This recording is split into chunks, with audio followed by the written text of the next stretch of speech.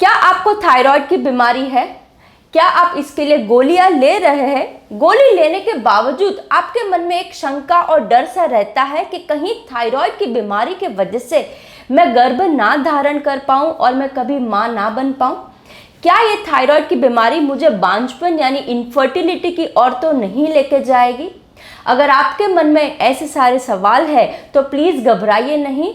हम आज उसके बारे में बहुत ज़्यादा डिटेल में बात करेंगे कि कैसे थायराइड की बीमारी आपकी फर्टिलिटी यानी आपकी रिप्रोडक्टिव कैपेसिटी पे असर लाती है और उसको हम कैसे ठीक कर सकते हैं ताकि आप आपका फ्यूचर में गर्भधारण बहुत आसानी से कर पाएँ। नमस्कार दर्शकों, स्वागत है आपका मेरे इस YouTube चैनल और मैं हूं आपकी होस्ट डॉक्टर तानवी मयूर पटेल, एंडोक्राइनोलॉजिस्ट यानी कि हार्मोन विशेषज्ञ डॉक्टर, मुंबई से। इस वीडियो शुरू करने के पहले एक बहुत ही इंपॉर्टेंट सूचना।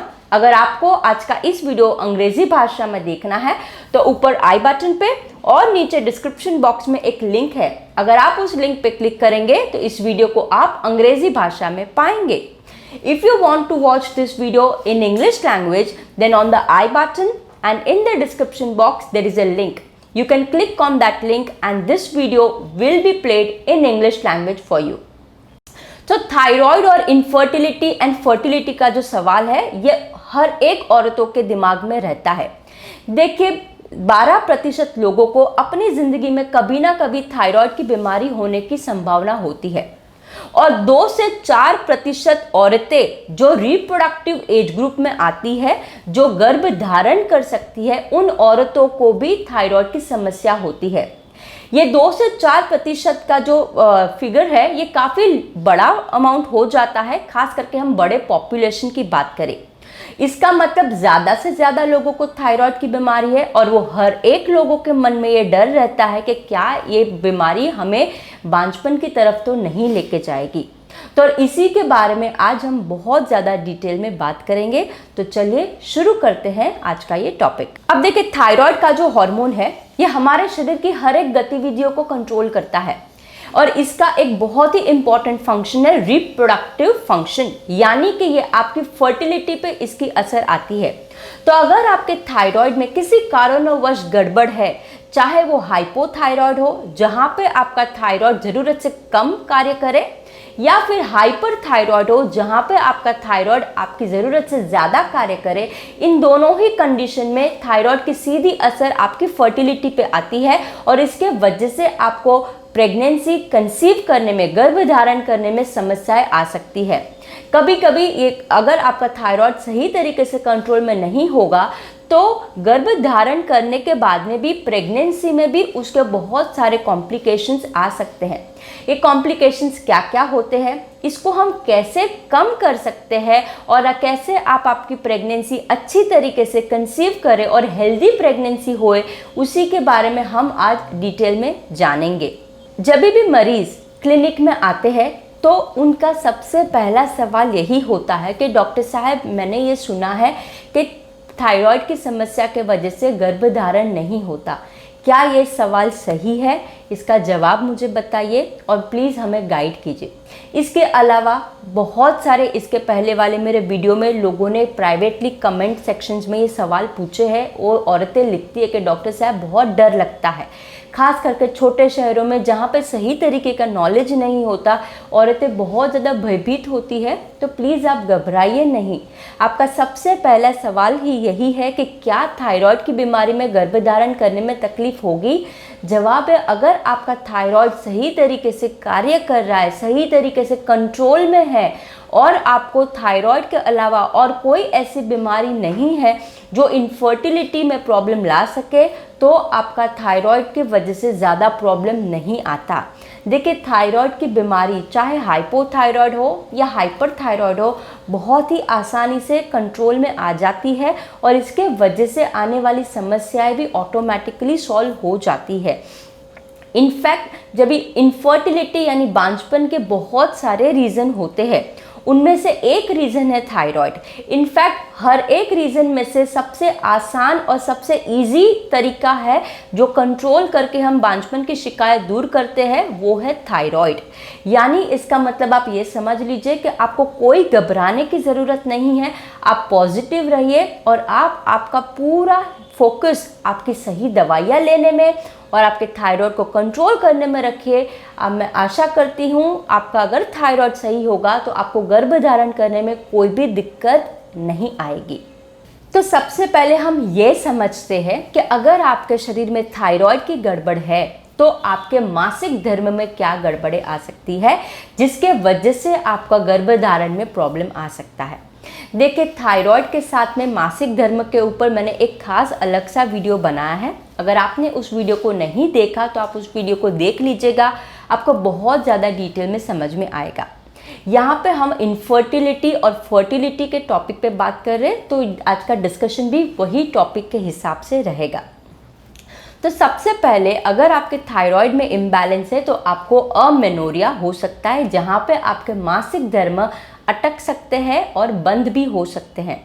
अगर ऐसी सिचुएशन है तो आप आपके नज़दीकी डॉक्टर के पास जाइए, ये इवैल्यूएट करवाइए कि क्या आपका थायराइड सही तरीके से कंट्रोल में है या नहीं है, और अगर वो नहीं है तो उसका इलाज करवाइए।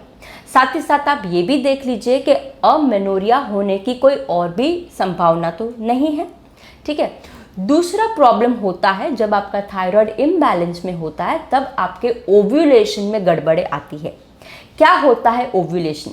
देखिए, हर एक औरत का जो मासिक धर्म का जो 28 से 30 दिन का जो महीना होता है, उसके अंदर एक मिड ऑफ द साइकिल पे ओव्यूलेशन होता है, जहाँ पे आपके शरीर में से, आपकी अंडाशय में से अंडा फूट के बाहर आता है। तो ये जो अंडा फूट के जो बाहर आता है, इस प्रोसेस को हम ओव्यूलेशन कहते हैं। और जब अंडा फूट के बाहर आएगा तो ही आपका गर्भधारण होगा। थायराइड के अगर इम्बैलेंस है तो ये ओव्यूलेशन में गड़बड़ होती है और अनओव्यूलेशन हो जाता है, यानी अंडा फूट के बाहर नहीं आता। तो अगर आपके शरीर में अंडा फूट के बाहर ही नहीं आया है तो फर्टिलाइजेशन की कोई गुंजाइश ही नहीं है, और अगर ऐसा रहेगा तो आप गर्भधारण नहीं कर पाएंगे। तो ये एक मेजर समस्या हो जाती है जब आपका थायराइड में इम्बैलेंस होता है। कभी कभार क्योंकि थायराइड के मरीजों के पीरियड्स अनियमित भी होते हैं, इसके वजह से ओव्यूलेशन की प्रोसेस कभी कभी इरेगुलर हो जाती है और इसी के वजह से कभी कभी गर्भधारण करना और भी डिफ़िकल्ट हो जाता है। तीसरा प्रॉब्लम थायराइड इम्बैलेंस से ये होता है कि इन मरीजों के ल्यूट्रल फेज में डिफेक्ट होता है। क्या होता है ल्यूट्रल फेज? जो आइडियली जो 28 दिन की जो साइकिल होती है, उसमें 15वां दिन के बाद में एक बार ओव्यूलेशन हो जाता है, उसके बाद के फेज को हम ल्यूट्रल फेज कहते हैं। ये ल्यूट्रल फेज के दौरान आपके शरीर में बहुत ज़्यादा मात्रा में प्रोजेस्टेरॉन हार्मोन होता है। अब प्रोजेस्टेरॉन हार्मोन को कभी कभी हम प्रेगनेंसी हार्मोन भी कहते हैं। ये प्रोजेस्टेरॉन हार्मोन आपके जो बच्चेदानी की अंदरूनी जो दीवार है, जिसको एंडोमेट्रियम कहते हैं, उसको तैयार करती है बच्चे के इम्प्लांटेशन के लिए। तो अगर आपके शरीर में प्रोजेस्टेरॉन हार्मोन की डिफ़िकल्टी है या तो गड़बड़ है, तो आपकी जो बच्चेदानी जो है वो फ्यूचर में आने वाला इम्प्लांटेशन को सही तरीके से तैयार नहीं करेगी। और इसके वजह से अगर आपके शरीर में फर्टिलाइजेशन हुआ भी है तो वो जो फीटस जो है, जो एम्ब्रियो जो है, वो बच्चेदानी पे चिपक नहीं पाएगा। ये जो चिपकने वाली जो प्रोसेस है, जिसको हम इम्प्लांटेशन कहते हैं, ये कभी कभी गड़बड़ी आती है। कभी कभार ऐसे भी होते हैं कि महीने के एंड में जब भी मासिक धर्म शुरू होते हैं तो महिलाओं को लगता है कि खून के साथ साथ में कभी कोई गट्ठे जैसे क्लम्प्स और क्लॉट्स भी जाते हैं। कभी कभार ये क्लॉट्स एकदम अर्ली स्टेज का मिसकैरेज भी हो सकता है, क्योंकि इम्प्लांटेशन नहीं हुआ तो जो एम्ब्रियो है वो चिपक नहीं पाया और मासिक धर्म के द्वारा वो निकल गया। तो ये प्रॉब्लम भी ज़्यादा करके तब होता है अगर आपका थायराइड इम्बैलेंस में रहता है।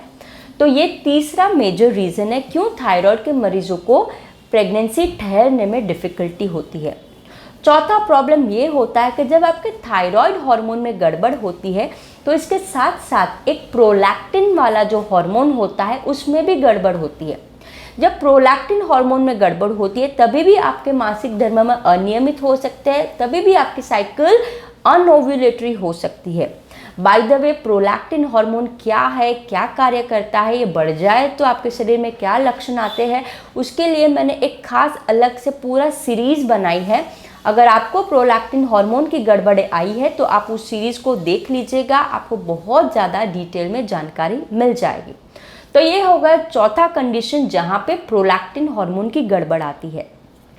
पांचवी गड़बड़ ये आती है जब आपके थायराइड हार्मोन में गड़बड़ होती है, तभी आपके शरीर में ईस्ट्रोजन हार्मोन की मात्रा बढ़ सकती है, प्रोजेस्टेरॉन हार्मोन की मात्रा कम हो सकती है, और साथ ही साथ और एक हार्मोन है जिसका नाम है सेक्स हार्मोन बाइंडिंग ग्लोबुलिन, उसके में भी इम्बैलेंस आ सकता है।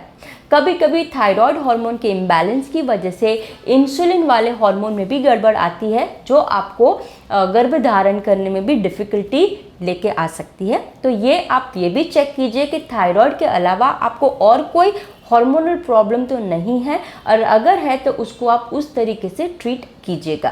थायराइड हार्मोन का और एक बहुत ही इम्पॉर्टेंट फंक्शन है हमारे शरीर का, बेसल बॉडी टेम्परेचर को कंट्रोल करना। क्या होता है ये बेसल बॉडी टेम्परेचर? हमारा शरीर का अंदरूनी एक टेम्परेचर होता है, इसको हम बेसल बॉडी टेम्परेचर कहते हैं। थायराइड हार्मोन सबसे इम्पॉर्टेंट है ये बेसल बॉडी टेम्परेचर को मेंटेन रखने में। तो अगर आपके थायराइड हार्मोन में इम्बैलेंस है तो आपका अंदरूनी बेसल बॉडी टेम्परेचर में भी गड़बड़े आती है। क्या होता है, जब भी एक अंडा और एक शुक्राणु एक दूसरे से मिलन करते हैं तो उसके वजह से बनता है एम्ब्रियो, और ये एम्ब्रियो में बहुत ज़्यादा सेल डिविजन्स होते हैं, यानी एक में से दो, दो में से चार, चार में से 8 ऐसे सेल का डिवीजन होता है। तो ये सेल डिवीजन सही तरीके से हो उसके लिए आपके शरीर का अंदरूनी बेसल बॉडी टेम्परेचर का सही होना बहुत ही इम्पॉर्टेंट है। तो अगर थायराइड की इम्बैलेंस की वजह से आपका बेसल बॉडी टेम्परेचर में इम्बैलेंस है तो ये जो सेल डिवीजन है वो बराबर से नहीं होगा, और इसके वजह से एम्ब्रियो जो है वो सही तरीके से ग्रो नहीं कर पाएगा, और अगर वो सही तरीके से ग्रो नहीं हुआ तो भी आपको मिसकैरेज होने के चांसेस बढ़ सकते हैं और गर्भ धारण करने में भी डिफ़िकल्टी आ सकती है। और एक पॉइंट ये भी है कि जब आपके थायराइड में इम्बैलेंस होता है तो आपके शरीर में बहुत ज़्यादा फटीग और थकावट होती है। क्योंकि फटीग और थकावट होती है इसके वजह से भी आपको शरीर में बहुत थका थका महसूस होता है, और ये थका हुआ महसूस होने की वजह से भी बहुत सारे कपल्स जो है, शादीशुदा जो जोड़े हैं, वो एक दूसरे से शारीरिक संबंध नहीं बना पाते, और इसके वजह से भी गर्भ धारण करने में डिफ़िकल्टी आती है।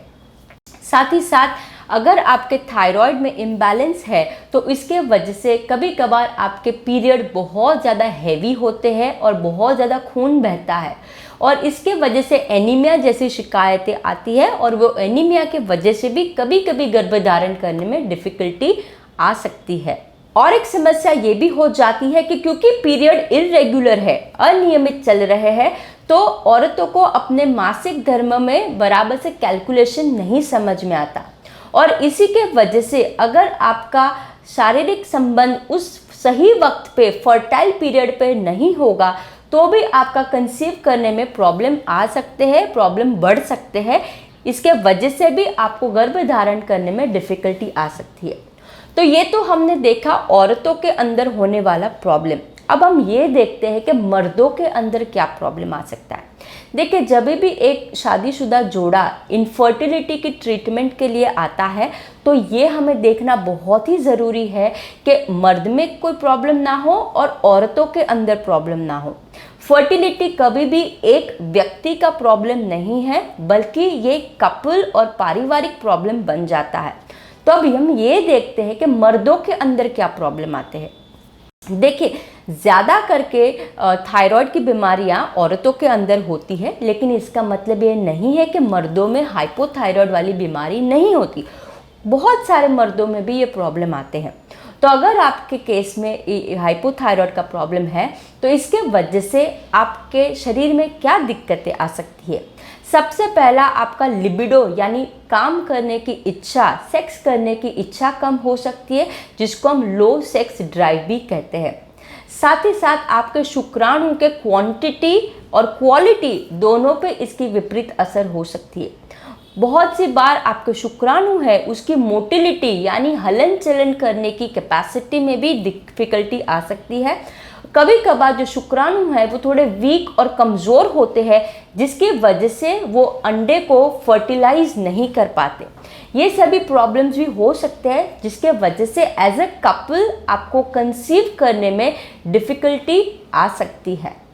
अब चलिए ये जानते हैं कि आपने गर्भधारण किया है और आप प्रेग्नेंट हैं। अगर इस वक्त पे आपका थायराइड सही तरीके से कंट्रोल में नहीं होगा तो क्या कॉम्प्लिकेशंस आ सकते हैं। तो सबसे पहले हम बात करेंगे कि महिलाओं पे क्या कॉम्प्लिकेशंस आ सकते हैं। तो सबसे पहले महिला का गर्भपात यानी मिसकैरेज होने की चांसेस बढ़ जाते हैं। साथ साथ दूसरा प्रॉब्लम, गर्भावस्था के दौरान इन व्यक्तियों को एनीमिया यानी खून की कमी और एक प्री एक्लेम्सिया जैसी बीमारियां हो सकती है। प्री एक्लेम्सिया में आपके शरीर का ब्लड प्रेशर भी बढ़ सकता है।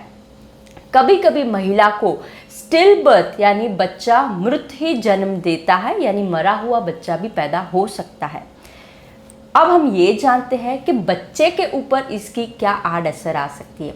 तो अगर आपका थायराइड सही तरीके से कंट्रोल में नहीं रहा तो बच्चे का जो शारीरिक विकास है वो कम हो सकता है, उसका मानसिक विकास भी कम हो सकता है बच्चे का वजन भी कम हो और लो बर्थ वेट वाला बच्चा पैदा हो। कभी कभार ये बच्चा तारीख के पहले ही आ सकता है, जिसको हम प्री मैच्योर डिलीवरी भी कह सकते हैं। तो ये सभी कॉम्प्लिकेशंस हो सकते हैं अगर आपका थायराइड सही तरीके से कंट्रोल में नहीं रहेगा तो। क्योंकि थायराइड की बीमारी इतनी ज़्यादा कॉमन बीमारी है तो ये क्वेश्चन लोगों के माइंड में आना बहुत ही इम्पॉर्टेंट हो जाता है कि क्या हर एक व्यक्ति, हर एक औरत को अपनी खून की जांच करवानी चाहिए गर्भधारण करने के पहले। आइडियल केस में जवाब है जी हाँ, करवानी चाहिए। क्योंकि जितना आप सही तरीके से इस चीज़ को डायग्नोज कर लेंगे पहले ही, उतना ही आपको आगे आने वाले प्रॉब्लम से आप बच सकते हैं। खास करके बड़े शहरों में आजकल लोग बहुत लंबी उम्र पे शादी कर रहे हैं और ज़्यादा एडवांस स्टेज पे शादी करने के बाद में कभी कभी वो इमीडिएट शादी के बाद में फैमिली प्लानिंग भी नहीं करते। तो इस केसेस में माता की उम्र भी बढ़ जाती है और जैसे ही उम्र बढ़ती है आपके शरीर की फर्टिलिटी पे भी इसकी असर आती है। आपको ज़्यादा थायराइड होने की बीमारी होने के चांसेस भी बढ़ जाते हैं और साथ ही साथ आपके शरीर में और भी बहुत सारी बीमारियां होने के चांसेस बढ़ जाते हैं। इसीलिए ऐसे केसेस में तो हर एक लेडीज़ को अपने आप को थायराइड की जांच करवाना बहुत ही इम्पॉर्टेंट हो जाता है। खास करके उन व्यक्तियों को तो अपनी जांच करवानी ही चाहिए जिन व्यक्तियों को हम हाई रिस्क व्यक्तियां कहते हैं। अभी क्या ये हाई रिस्क पॉपुलेशन है? सबसे पहला, अगर आपकी फैमिली में, आपके परिवार में किसी को थायराइड की बीमारी है तो आप अपने आपको थायराइड की जांच डेफिनेटली करवाइए। दूसरा, अगर आपको और कोई बीमारी है जिसका नाम है PCOS या तो फिर प्रोलैक्टिन हार्मोन की बीमारी, तो भी थायराइड की जांच करवा लीजिए। तीसरा, अगर आपके शादी को ज़्यादा वक्त हो चुका है, आप गर्भ धारण करने की कोशिश कर रहे हैं और किसी कारणवश गर्भ नहीं ठहरता, उन केसेस में भी आपको ये जांच करवानी चाहिए। साथ ही साथ अगर आपको पहले गर्भधारण हुआ है और किसी कारणवश आपका गर्भपात हो जा रहा है, बार बार मिसकैरेज हो जाता है, तो भी आपको थायराइड की जांच करवानी चाहिए। अगर आपका वज़न बहुत ज़्यादा है, आप ओवरवेट है या तो आप मोटापे से शिकार है, तो भी आपको आपकी थायराइड की जांच करवानी चाहिए। अगर आपके शरीर में कोई ऐसे लक्षण है जो थायराइड की इम्बैलेंस निर्दिष्ट करते हैं, तो भी आपको आपके थायराइड की हार्मोन की जांच करवानी चाहिए। क्योंकि थायराइड की बीमारी ऑटो इम्यून बीमारी में मानी जाती है, तो अगर आपके शरीर में और कोई ऑटो इम्यून की बीमारियां हैं जैसे type 1 diabetes, coeliac disease, vitiligo, अगर ऐसी कोई बीमारियां हैं तो भी आपको आपकी थायराइड की जांच करवानी चाहिए, क्योंकि जिन व्यक्तियों को एक ऑटो इम्यून बीमारी होती है उनको दूसरी ऑटो इम्यून बीमारी होने के भी चांसेस बढ़ सकते हैं। साथ ही साथ अगर गर्भधारण के पहले आपको डायबिटीज़ जैसी, मधुमेह जैसी बीमारी है तो भी आप आपके थायराइड की जांच करवाइए और ये चेक कीजिए कि आपको ये थायराइड का इम्बैलेंस तो नहीं है। तो इन सभी व्यक्तियों को हम हाई रिस्क पॉपुलेशन कहते हैं और इन व्यक्तियों को तो डेफिनेटली अपनी थायराइड की जांच प्रेगनेंसी के प्लानिंग के पहले करवानी ज़रूरी है। क्या होगा अगर आपने ये जांच करवाई और आपका थायराइड इम्बैलेंस आया तो प्लीज़ घबराइए नहीं, ये प्रॉब्लम है तो उसका सोल्यूशन भी है। अगर आपके शरीर में हाइपोथायराइड जैसी बीमारी आती है जहाँ पे आपका थायराइड ज़रूरत से कम कार्य करे, तो उसको हम ठीक करने के लिए एक सादी सी गोली आती है जिसका नाम है लिवोथायरॉक्सिन।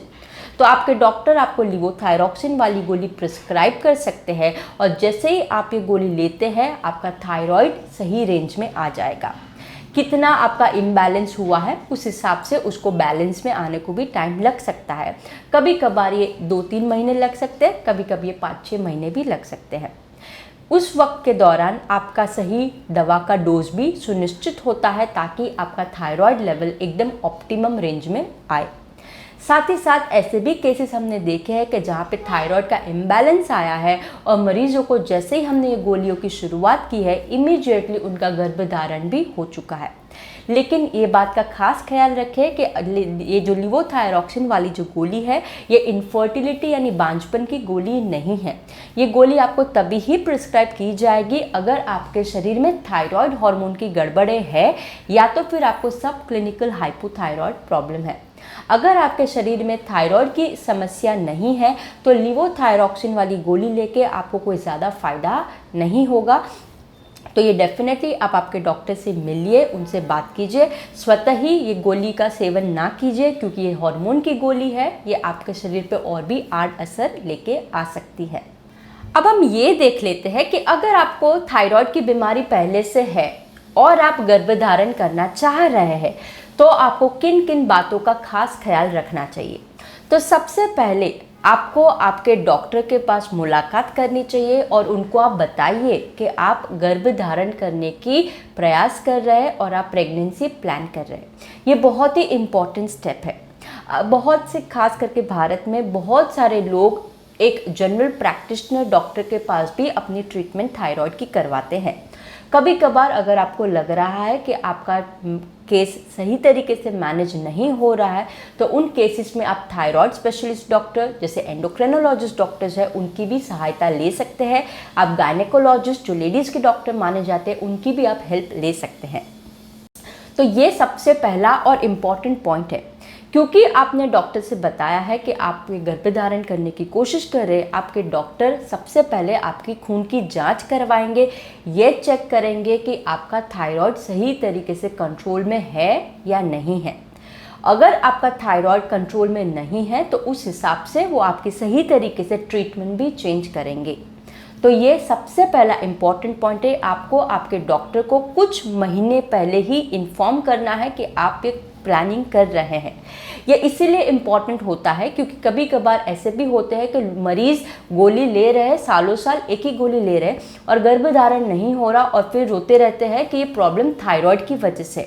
लेकिन जब हम टेस्ट करके पता चलता है तो हमें पता चलता है कि उनका थायराइड तो कंट्रोल में ही नहीं है।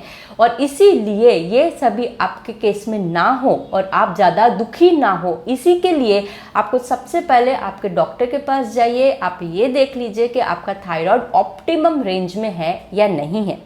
तो ये होगा दूसरा पॉइंट कि अगर आपका थायराइड ऑप्टिमम रेंज में नहीं है तो उसको ऑप्टिमम रेंज में लेके आइए।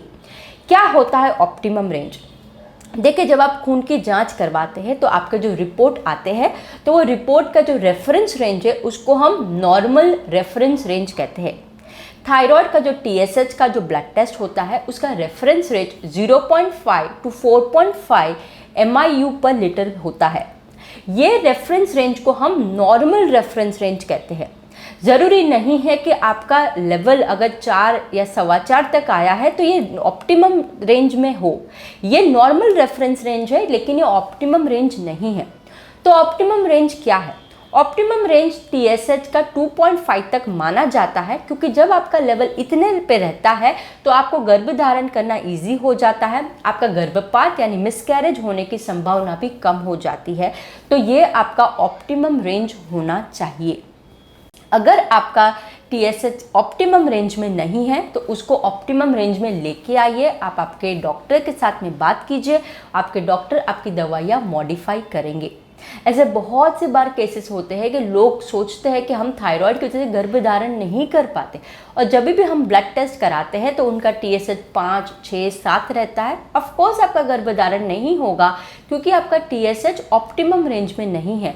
तो ये आपको बहुत ही खास ख्याल रखना है कि आपका TSH ऑप्टिमम रेंज में लेके आइए। तीसरा इम्पॉर्टेंट पॉइंट ये है कि आपको आपके थायराइड की गोलियां का सेवन करना बंद नहीं करना। जी हाँ, इनफैक्ट हमने ऐसे भी मरीज देखे हैं जो ये भी आके कहते हैं कि डॉक्टर साहब हमने गोलियां बंद कर दी। जब हम पूछते क्यों बंद की तो बोले हम गर्भधारण करने का प्लानिंग कर रहे हैं, तो ये दवा के वजह से हमने सुना है कि हमारे बच्चे पे आड़ असर आएगी।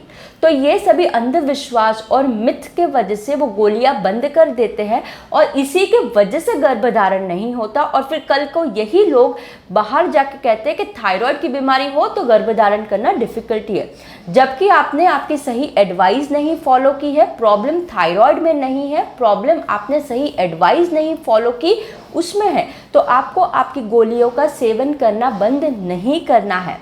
ऐसे नहीं है कि ये गोली आपके बच्चे पे, आपके फीटस पे आड़ असर लेके आएगी।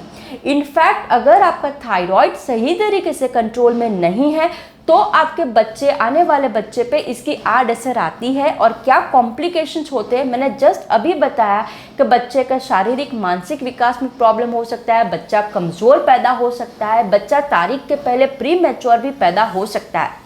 तो ये सभी कॉम्प्लिकेशंस ना हो इसके लिए आपको आपकी गोली लेना कंटिन्यू रखना है और उसको बंद नहीं करना है। देखिए, थायराइड का जो ट्रीटमेंट का सबसे इम्पॉर्टेंट पॉइंट यही है कि इसका सही तरीके से कंप्लायंस होना चाहिए। आपको आपका थायराइड का गोली लेना भी सही तरीके से होना चाहिए, आपको आपके थायराइड की मॉनिटरिंग भी सही तरीके से करनी चाहिए। बाय द वे, थायराइड की गोली सही तरीके से कैसे लेनी है उसके लिए मैंने एक खास अलग से वीडियो बनाया है। अगर आपने उस वीडियो को नहीं देखा तो आप डेफिनेटली देख लीजिए, आपको बहुत ज़्यादा जानकारी मिल जाएगी। बहुत लोग थायराइड की गोली से लेते जुलते बहुत सारी गड़बड़ें करते रहते हैं, वैसी गड़बड़ आप ना करें उसके लिए वो वीडियो देख लीजिए, आपको सब सही तरीके से समझ में आ जाएगा। चौथा पॉइंट आपको खास ख्याल में ये रखना है कि थायराइड के इम्बैलेंस के अलावा आपके शरीर में और कोई न्यूट्रिशनल बीमारियां तो नहीं है। जैसे कि इसमें आ जाता है एनीमिया यानी खून की कमी। अगर आयरन की कमी, खून की कमी होगी तो भी आपके गर्भधारण में प्रॉब्लम आ सकती है। अगर आपके शरीर में विटामिन D की कमी है तो भी आपको गर्भधारण करने में डिफिकल्टी हो सकती है। ये भी देखें कि आपके शरीर में आयोडीन का लेवल तो सही है। एक हेल्दी व्यक्ति को दिन में 150 माइक्रोग्राम आयोडीन की रिक्वायरमेंट होती है। ये रिक्वायरमेंट अगर आप गर्भवती बन जाते हैं तो आपकी आयोडीन की रिक्वायरमेंट भी बदली हो जाती है और ये बढ़ जाती है। 250 से 290 माइक्रोग्राम प्रतिदिन की भी रिक्वायरमेंट हो सकती है। तो वो भी आप देखें कि आपका आयोडीन लेवल तो सही है। साथ ही साथ आप ये भी चेक कीजिएगा कि आपके शरीर में सही मात्रा में सिलेनियम है या नहीं है। सिलेनियम और आयोडीन थायराइड की हेल्थ के लिए बहुत ज़्यादा इंपॉर्टेंट है, और अगर आपके शरीर में सिलेनियम की कमी होगी तो भी आपको थायराइड के इम्बैलेंस हो सकते हैं और आपको गर्भधारण में प्रॉब्लम आ सकते हैं। तो ये बात भी आप खास ख्याल रखें। और सिलेनियम के चाहे तो उसको सिलेनियम रिच फूड खाइए, जैसे ब्राज़िल नट है, मैकाडेमिया नट्स है, हेज़ल नट्स है, ये कुछ प्रकार के ड्राई फ्रूट जैसे नट्स है वो भी आप खा सकते हैं ताकि आपके शरीर में इसका इम्बैलेंस ना हो। क्योंकि आज का हमारा टॉपिक थायराइड से मिलते जुलते फर्टिलिटी और इनफर्टिलिटी पे है, तो एक पॉइंट बहुत ही इंपॉर्टेंट आ जाता है जिसका नाम है सब क्लिनिकल हाइपोथायरॉयडिज्म।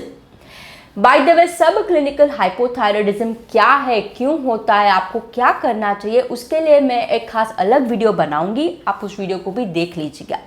यहाँ पे मैं ऊपर तौर पे बता रही हूँ कि ये जब भी सब क्लिनिकल हाइपोथायरॉयड की कंडीशन को अगर सादी भाषा में मुझे आपको बताना हो तो मैं ये कह सकती हूँ कि ये एक बॉर्डर लाइन वाला थायरॉयड का प्रॉब्लम होता है।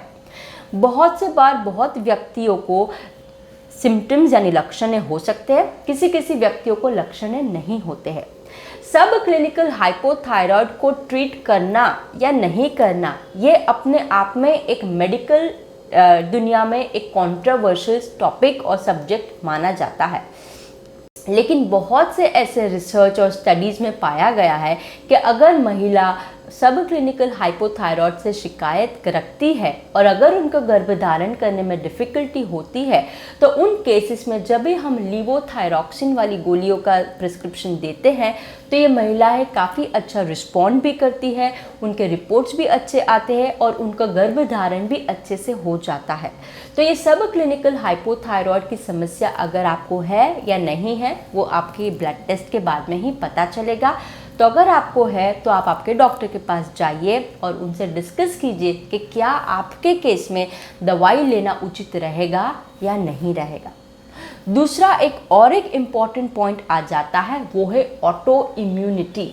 अब क्या होता है ऑटो इम्यूनिटी? यहाँ पे आप ही की शरीर की जो रोग प्रतिकारक क्षमता है वो आप ही के शरीर के ऊपर विपरीत असर लेके आती है और कभी कभार ये एंटीबॉडीज बना के आपके शरीर के ऑर्गन्स को डैमेज करती है। थायराइड की समस्या ज़्यादा करके ऑटो इम्यून वाली समस्या भी होती है। तो इन मरीजों के जब भी हम ब्लड की और खून की जांच करवाते हैं तो इनके खून में ज़्यादा मात्रा में एंटीबॉडीज़ पाई जाती है। ऐसे भी केसेस होते हैं जहाँ पे आपके थायराइड फंक्शन टेस्ट एकदम नॉर्मल आते हैं लेकिन आपकी एंटीबॉडीज़ लेवल बहुत ज़्यादा आती है। जब किसी व्यक्ति की एंटीबॉडी लेवल ज़्यादा आती है तो उनके शरीर में अंदरूनी काफ़ी इन्फ्लेमेशन यानी सूजन होता है, जिसके वजह से भी कभी कभार इनफर्टिलिटी वाली प्रॉब्लम्स होती है। तो क्या ये हाई एंटीबॉडीज़ को ट्रीट करना चाहिए या नहीं करना चाहिए, ये भी एक मेडिकल साइंस का कंट्रोवर्शियल टॉपिक है। तो वो आपके केस पे डिपेंड कर सकता है कि क्या आपको इस सिचुएशन का कोई इलाज करवाना चाहिए या नहीं करवाना चाहिए, और वो आपके डॉक्टर ही आपको आपके मेडिकल केस देख के बाद में बता सकते हैं। तो ये हमने देखा आज कि कैसे थायराइड की समस्या आपकी फर्टिलिटी और आपकी प्रजनन क्षमता पे असर लेके आती है।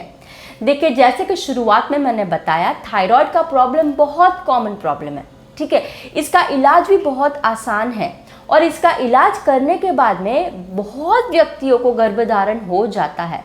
तो अगर आपको थायराइड की बीमारी है तो सबसे पहले आप घबराइए नहीं, आप अकेले नहीं हैं। आपकी तरह बहुत सारी और औरतें हैं जिनको ये प्रॉब्लम है और वो बहुत अच्छे से ये सिचुएशन को हैंडल कर रहे हैं, बहुत अच्छे से थायराइड को कंट्रोल कर रहे हैं और बहुत अच्छे से उनकी गर्भधारण भी होती है और बहुत अच्छी प्रेगनेंसी के आउटकम्स भी आते हैं। आप सिर्फ ये बात पे ख्याल रखें कि आपका थायराइड अच्छे से कंट्रोल में हो। इसके अलावा ये भी आप चेक कर लीजिएगा कि आपके थायराइड के अलावा कोई ऐसी बीमारी तो नहीं है जो आपके गर्भधारण में दुविधा लेके आ रही है, और अगर है तो उसको भी आप उस हिसाब से ट्रीट कीजिएगा। आपका प्रॉब्लम का सॉल्यूशन ऑटोमेटिकली मिल जाएगा। और एक बात का खास ख्याल रखें कि गर्भधारण करना एक कपल का प्रॉब्लम है, ज़रूरी नहीं है कि हर वक्त महिलाओं के शरीर में ही प्रॉब्लम हो। बहुत सी बार पुरुषों में भी प्रॉब्लम होता है। खास करके छोटे शहरों में लोग ये बात को बहुत अच्छे से समझते नहीं हैं और जैसे ही गर्भावस्था की बात आती है औरतों को लगता है हम में ही प्रॉब्लम है। कभी कभी मर्दों में भी प्रॉब्लम हो सकता है। आप आपके नज़दीकी डॉक्टर के पास जाइए, आपका इलाज करवाइए और आपका प्रॉब्लम को सॉल्व कीजिए। मैं प्रार्थना करती हूँ कि आप अगर इस समस्या से लड़ रहे हैं तो आपके घर में बहुत ही जल्दी एक अच्छा सा प्यारा सा बच्चा आए ताकि आपका प्रॉब्लम सॉल्व हो जाए।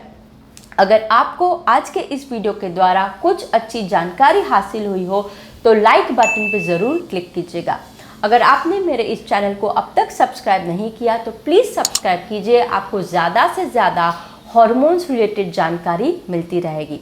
और बाजू में एक बेल आइकन है, अगर आप उस पर क्लिक करेंगे तो जैसे ही मेरा नया वीडियो आएगा आपको उसके बारे में तुरंत ही नोटिफिकेशन मिल जाएगा।